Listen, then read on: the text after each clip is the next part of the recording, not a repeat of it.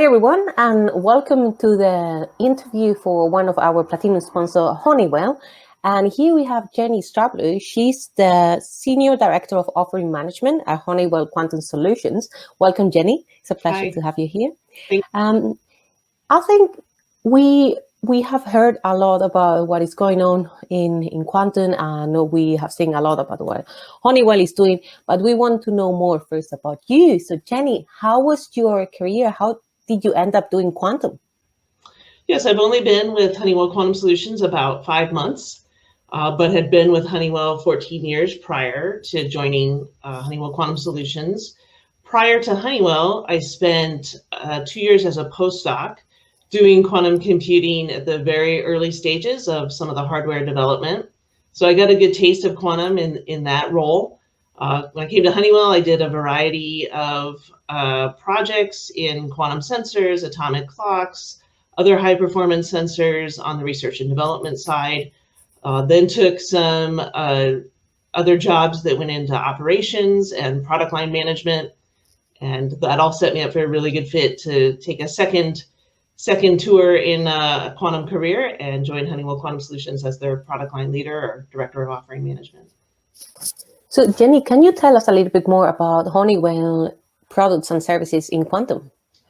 Yeah, I'd be happy to do that. So we've been focused on providing hardware that customers can use and access from the cloud.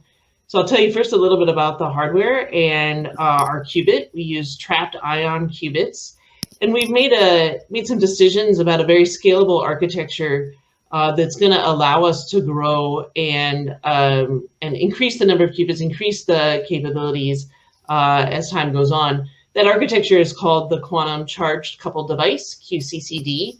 It's actually an idea that's probably about 20 years old, but we've taken it and are using it in our designs, again, as a way of scaling up the number of qubits that we can ultimately have in the system.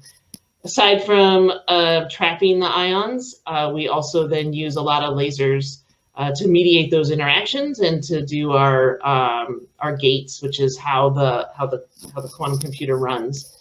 And so today it's very early in the quantum systems development and their capabilities, but we feel it's important to offer it to customers so they can begin to use a computer, understand what it's like, and really develop their use cases and understand how they're ultimately going to get value from the computer. So as I said, we have a cloud-based offering.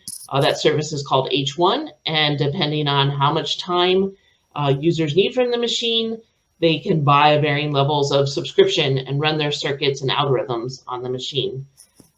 One of the reasons, I guess I'll go back to say one of the reasons that we went with the ion as our qubit is not only do we think it's a good solution for the long run and it has all the capabilities to make it high fidelity, scalable solution that will be very powerful in the future.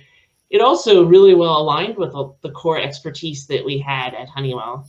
A lot of the things you need to make a trapped ion solution, ultra high vacuum and lasers, precision control, were a lot of the expertise that we already had in-house in Honeywell through our products that are either in environmental controls or in satellites or in precision navigation. We had a lot of that capabilities, and so we were, this whole journey of quantum for Honeywell has really been applying some of those capabilities that we had to developing these new tools and new hardware. So we're really excited for people to learn about our systems that we have available, and then to start using them and give us feedback and grow together in this field that's growing really fast. How do these products and services contribute to the general emerging quantum ecosystem, and how do you see the development of these products and services in the near to midterm? Yeah, so there's a couple points there. Our hardware is continuously demonstrated to be industry leading in several metrics, but one that I want to draw attention to is a metric called quantum volume. So this is actually a metric that was defined by IBM a few years ago. And it takes into account not only the number of qubits, but also some of the other important properties like the fidelity of which we can perform operations in the computer. And so in a very methodical, step-by-step way, we've made improvements to our machine since we released it. We have had 10x improvement in that quantum volume in less than 1 year. So we launched our first commercial quantum computer last year, mid last year. We launched then H1, our current computer, in September 2020 with a quantum volume of 128. Announced a quantum volume of 512 in the late first quarter of 2021. And then very recently, only about a week ago, we announced a quantum volume of 1024. So that's a big jump in compute capabilities in a very short amount of time.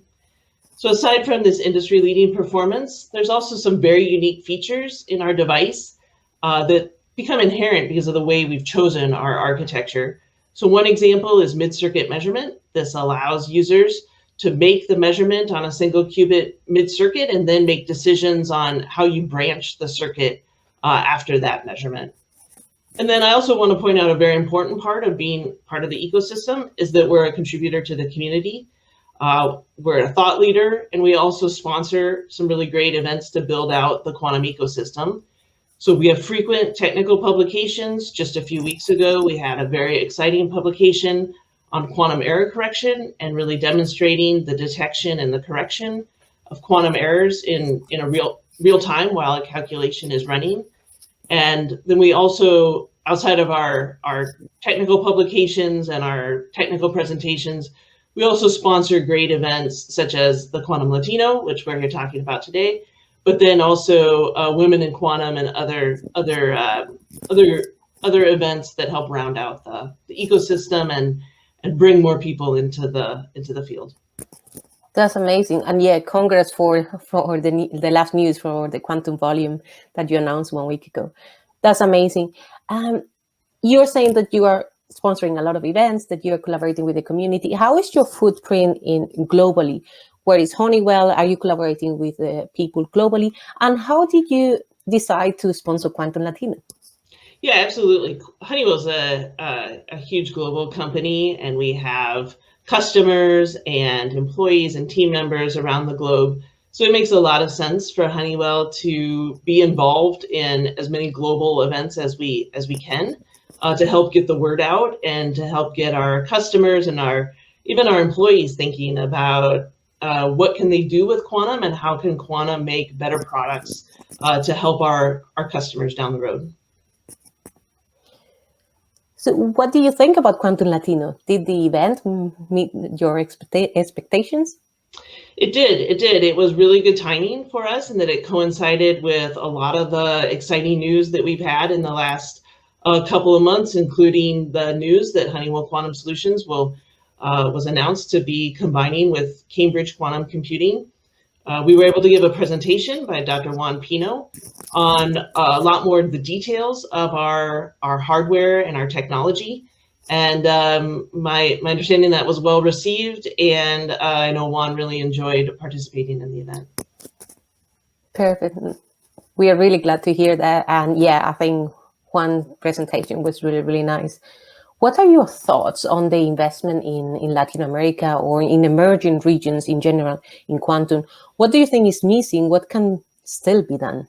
Yeah, so certainly you don't hear as much about the investments in places like Latin America. You hear a lot about investments in China, Europe, and North America. That doesn't mean that the investments aren't there. A lot of the investments that happen through large global companies then do spread out throughout that company into the design centers and the innovation centers that company has that are global.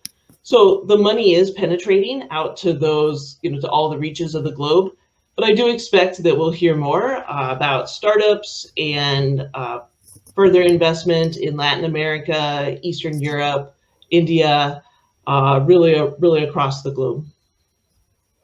What else do you think in general is missing in the quantum community to boost this new market, to really get out there with quantum and have let's say, the ecosystem saying everyone is part of it? What is missing? It's hard to take stock of what's missing in a field that's growing so rapidly. and also in the middle of a pandemic. So it's really hard to put your finger on what's missing, because we're not operating in a normal condition. But the one thing that I think we can take away from this period of COVID that we've had is that the amount of accessibility to the field was actually helped by COVID. And a lot of the conferences that maybe traditionally are very expensive to attend or very expensive to travel to and stay in the nice accommodations all went virtual and became very affordable for people to attend. They were recorded so people could have access to them to view at a later date. I know many of us got up in the middle of the night to do presentations from our basement to accommodate those conference schedules. But the end effect is it really made a lot of accessibility for people to take advantage of that might not have been there had we not been doing all this in the midst of a global pandemic. So while I'm sure there are missing pieces, and those pieces will reveal themselves, and they'll be filled, and we'll go about filling them, we also should be, I guess, grateful, which is a funny word to use in a pandemic, but we should be grateful for the accessibility that we were forced to invent, and hope that people take advantage of viewing those conferences and viewing all the online presentations that have been made available over the last year and a half. That's a very important point. Actually, when we were thinking about launching Quantum Latino 2 years ago to do it last year, we wanted to do it in person, and we were thinking, how could we be inclusive, right? How can we have students from all Latin America coming to one place? And we have so many people joining because it was virtual. Yeah. So it was really an advantage. One of the other topics that a lot of people talk since the last 1 year and a half is about the workforce and how difficult it is to attract talent to the quantum companies, and the difficulty to find the right skills. Do you have any thoughts on that? Yeah, so I'd say we've done pretty good about attracting talent in our facilities, and we make a great work environment. And I think when people are looking for what's the latest and greatest challenge to go tackle, quantum computing is on the top of that list. It's a very interesting field in that it intersects computer science, mathematics, physics. We need engineers, we need facilities people. You really need all of the disciplines to come together to make these products. So, yes, I think there is a shortage of people who have, strictly speaking, quantum backgrounds and a lot of quantum expertise. But we also need to build out that entire portfolio of jobs and skills. And I'd say from my perspective, there's a lot of great talent in quantum computing, and we have an amazing team, and I'm very proud of all the contributions that they're making. And it's a real joy to work with the people I get to work with every day. Amazing. Do you have any important message from Honeywell that you would like to share with the wider quantum community? Yeah, it's just been a very exciting, I've only been in this role for 5 months, but clearly had my eyes on the field and watching it grow. I'd say it's been a very exciting year, a very exciting last 6 months. From Honeywell's perspective, it's been just incredibly exciting with the announcement that we've made recently at the beginning of June. That there'll be a combination of Honeywell Quantum Solutions and Cambridge Quantum Computing and to be a separate full stack quantum computing company. We don't have a name for that yet, but look forward to that. And then, right on the heels of that announcement, we had some very exciting news about some new developments. I've already mentioned the error correction and quantum volume increase of 1024, and then colleagues at CQC have had some breakthroughs in optimization algorithms. So there's so much going on. I'd say it's every day when you look wherever you get your news from, there's something new, something to read about, something to learn. So it's a lot of fun to be part of such a fast-paced field, a fast-paced organization, and to work with such a cross-discipline, very highly talented group of people. Amazing. Any call to action to all these academics or people looking for internships or anything that you would like to add? Maybe we can share at the end of the video before we close up the interview. Yeah, I would, just encourage people to reach out. Quantum is a modern field, and I think it's adopted a lot of the modern ways we have to communicate and to be open and reach out and have discussions. And so if you're looking for an internship, definitely reach out, inquire about it. I think a lot of companies, including Honeywell, really value their intern programs and would love to hear from you. If you're a student getting your degree, there's a lot of opportunities for cross-discipline and really building up a very strong background that will serve you well in many of the quantum jobs in the future. Perfect. Well, any last words, Jenni, before? No, thanks for including us in the event. We were thrilled to be involved, and really nice speaking with you today.